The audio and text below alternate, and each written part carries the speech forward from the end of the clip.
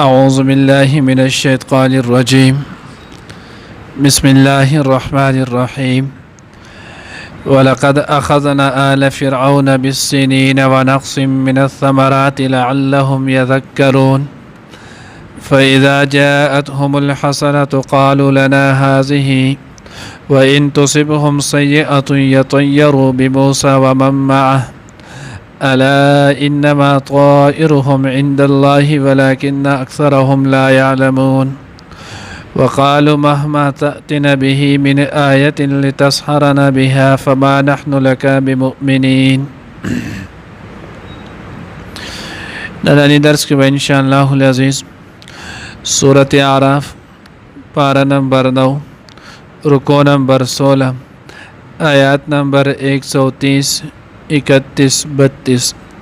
درې آیاتونه چې نو هغه ویل کېږي. نو څنګه چې نه مخکې تیر شو الله جل جلاله الله پاک بس تاسو دشمن فرعون او قبطیان داغه به هلاک کی، خو بیا الله پاک ګوري چې تاسو چې نو هغه څنګه عمل کوئ، نو الله رب العزت بس تاسو عمل ته هم ګوري، تاسو سره بیا هغه شانتي معامله کیږي.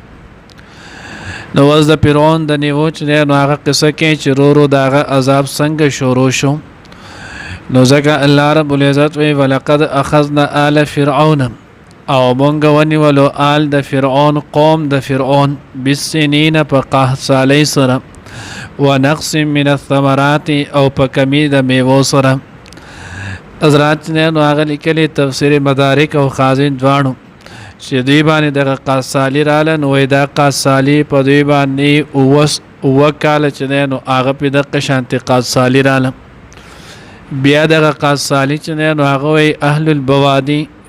کلو والا باندې چې دی نو هغه د فصلونو قات رالو، بارانونه به نه کېدل، هلتې به فصل نه کېدو. او خارونو امصار د مصر جمع ده، مصر والا خارونه چې په هغې کې به باغونه ول، نو په هغوی باندې قاصالی راله، هلتې د میوې پیداوار چې دی نو هغه کم شولو. نو په دغې طریقې سره په دوی باندې چې دی نو هغه قحط دا چې دی نو هغه راغللو. اوس دغه قحط چې رالو نو دا د فرعون په ژوند کې وړاندې مصیبت و. تاریخي روایتونه کې لیکلي، تفسیر مدارک هم لیکلي، نصفي چې ورته ویلی کېږي،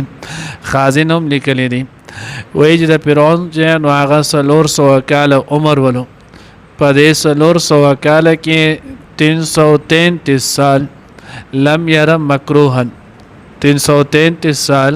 په دې کې فرعون چې دی نو هغه چېرته مکروه کار نه و لیدلی. مکروه کار نه مقصد دا دی یعنې څه تکلیف چې دی نو هغه یې نه و لیدلی، نه تبه، نه د غاښ درد، نه د سر درد، نه د سترګو نظر کمیدل، دا یو شی چې دی نو هغه یې هم نه ولو. بې هغې علت ذکر کړی، وایي علت چې دی نو هغه یې دا ولو که چېرته په ده باندې دا تکالیف راغلی وی نو ده به بیا د ربوبیت دعوه نه کوله، خو ده یې ځان ته وی انا ربکم الاعلی. نو وایي دی هم په دې وجه وی چې 333 کاله په ده باندې ووتله او ده ته څه تکلیف نه و راغلی، نو العیاذ بالله وی زه رب یم، ځکه خو په ما باندې چې دی نو هغه عیب او نقص چې دی نو هغه نه راځي. د الله د هغې نعمت استعمال چې دی نو هغه یې دقه شانتې کوم. نو الله رب العزت چې نو هغه چې کله بیا ونیولو نو بیا د الله رب خو چې نو هغه نیول دا خو سخت دی. اوس دا د څه دپاره الله پاک کوي؟ لعلهم یذکرون. الله وایي دا د دې دپاره چې دوی نصیحت حاصل کړي. اوس هم موږ د الله احسان دی الحمدلله کلمه وایو، خو زمونږ کارونه زمونږ عملونه چې وکتلی شي دا بالکل بیانې د هغې خلکو دي. در الله احسان دی. ګوره زه سنم چې مونږ چې نو کافرونه بتر یو وری، د مونږ کارونه ټول د هغې کافرو غوندې دي، خو د الله احسان دا دی چې الحمدلله مونږ ته الله پاک ایمان نصیب کړی. تاسو ګورئ زمونږ په دې ملک کې، زمونږ په دې خپلو خلکو کې، مونږ په خپله چې نو هغه ټول زما یو کس خوښي، بیا زمونږ چې څه حالات راځي نو مونږ ډایرکټ د هغې ټول عمل به په مختلف سایډ باندې اچو. که مثال په طور کې ګرانی راشي، جو چې مثال زه په یو تنظیم کې هم جو زه هم دا دی بل داسې وکړل، چې هغه بل پکې جو هغه وایي دا دی بل داسې وکړل، چې هغه بل وي نو وایي دا د دی بل چې نو هغه داسې وکړل. حالن کې دا یاس وساتئ د هر ګناه چې نو هغې په شاته په هر مصیبت پسې 2 سبب وي،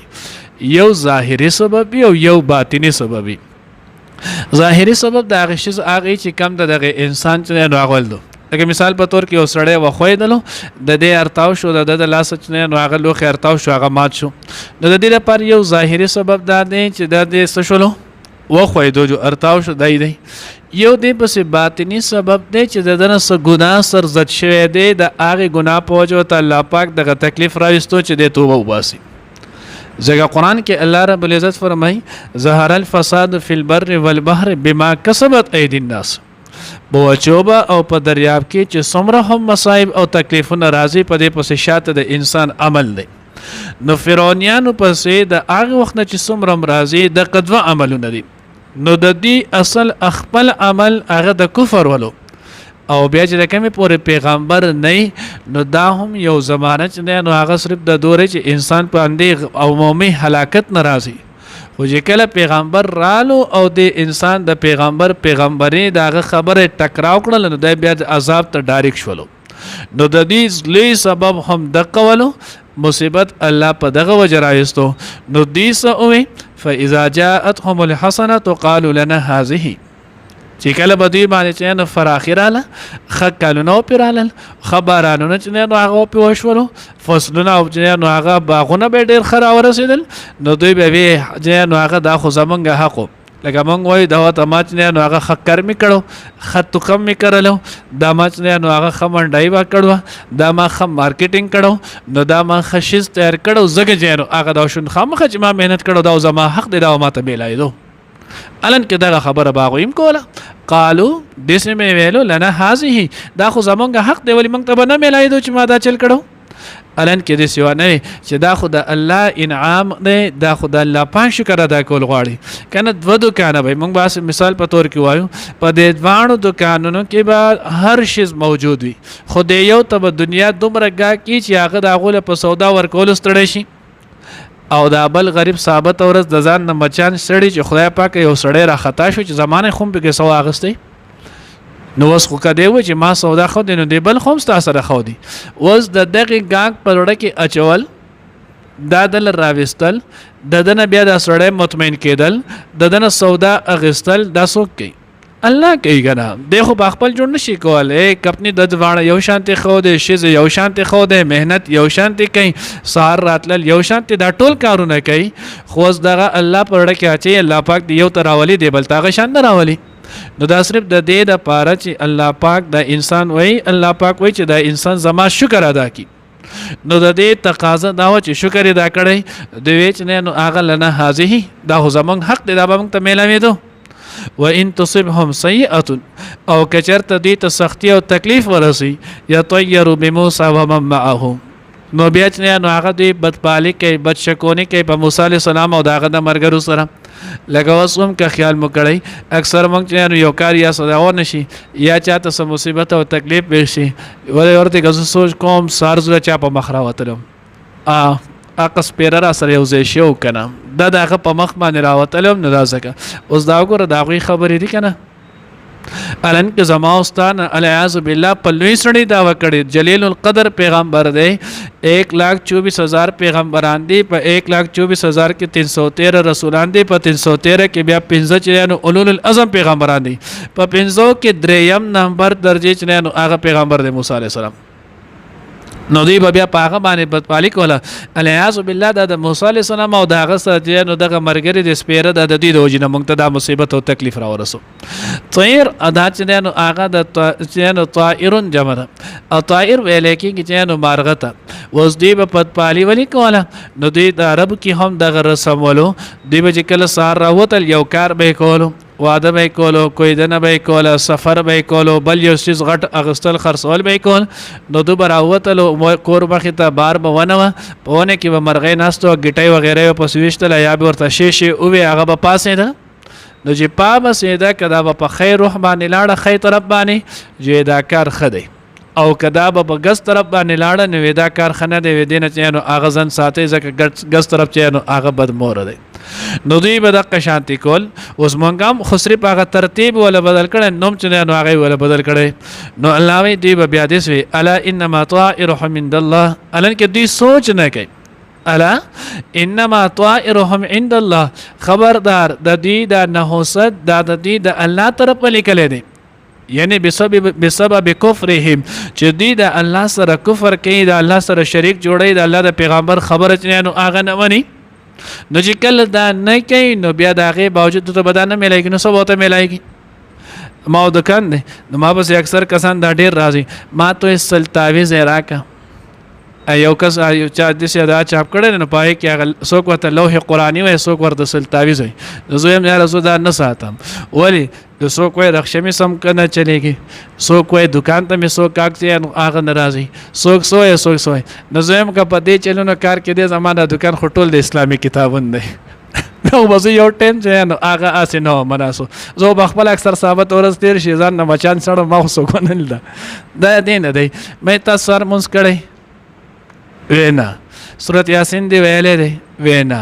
مې بل څه ښه کار دی کړی دی؟ نه دی. نو چې ته یو د نیکۍ کار نه کوې تا ته به څه میلاو شي؟ ساري ځکه که میلاو هم ډېر شي نو برکت به پکې کم طرفه راځي. دا خو د دې اعمالو سره تړلې شوي خبرې دي، مین شي چې نو هغه د کوي. نو ځکه الله رب العزت وایي انما طائرهم عند الله، د دوی دغه نحوست دا د الله د طرفه دی چې دوی د الله پاک نافرمانه دي. ولکن اکثرهم لا یعلمون، لیکن اکثر د دوی نه چې نو هغه نه پوهېږي. یعنی کم اصل خبره چې ده د ګناه نحوست نو په هغې نه پوهېږي، د هغې نه توبه نه وباسي او ظاهري شذون ته چې نو هغه نسبت کوي. او بیا دومره حد درمي وقالو مهما تأتنا به من آیت، که تو موږ ته هر څومره چې نو هغه راتلو کې په آیتونو نه خو معجزو سره د ګالتو ته موسی علیه السلام چې نو هغه اجدها عصا چې نو هغه ورته وخوله، یدي بیضای ورته وخولو، قد صالح په هم راله، مالونو کې کمې پیداوار کې مشلو. وی کدا نه که تو هر څومره موږ ته نښې راوړې لتسحرنا بها، چې تو د هغې په ذریعه په موږ باندې جادو وکړي، فما نحن لک بمؤمنین، موږ په تا باندې ایمان نه راوړو. اوس څومره حد درمي ده چې نو هغه د دې ټولو خبرو د پاکار خو دا و چې دته یو مسله معلومه شولې چې د دغه مسلې معلومېدې نه وروستو د پیغمبر معجزول د ایمان قبول کړی. د پیغمبر تمام معجزې چې نو هغې ته سحر ویلو او هغه ټولو ته نسبت چې نو هغه د نحوست وکړلو. او دا خو ته مونږ باندې جادو دا قصې را سره کې چې په دې چل به مونږ د ځان ته راواړو، خو زه چې نو هغه تاسو ته دروغتې نه یم،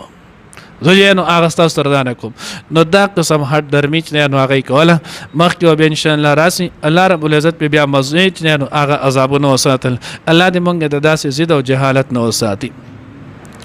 ولقد اخذنا بشک مونږ ونیول آل فرعون، قوم د فرعون، آل د فرعون بالسنین فقط صالح ونقص من الثمرات، او په کمی د میوو سره لعلهم یذکرون، د پاره د دې چې دوی نصیحت قبول کړي. فاذا جاءتهم الحسنه، بیا هر کله چې راشي دوی ته فراخي، قالوا ندوی لنا هذه، دا خو زمونږ حق دی. وان تصبهم، کچری ورسیږي دوی ته سیئه، څه تکلیف سختي، یطیروا بموسی ومن معه، نو د سپیروالې ګڼي د موسی علیه السلام او څوک چې د هغه سره ملګري یعنې مؤمنان دي.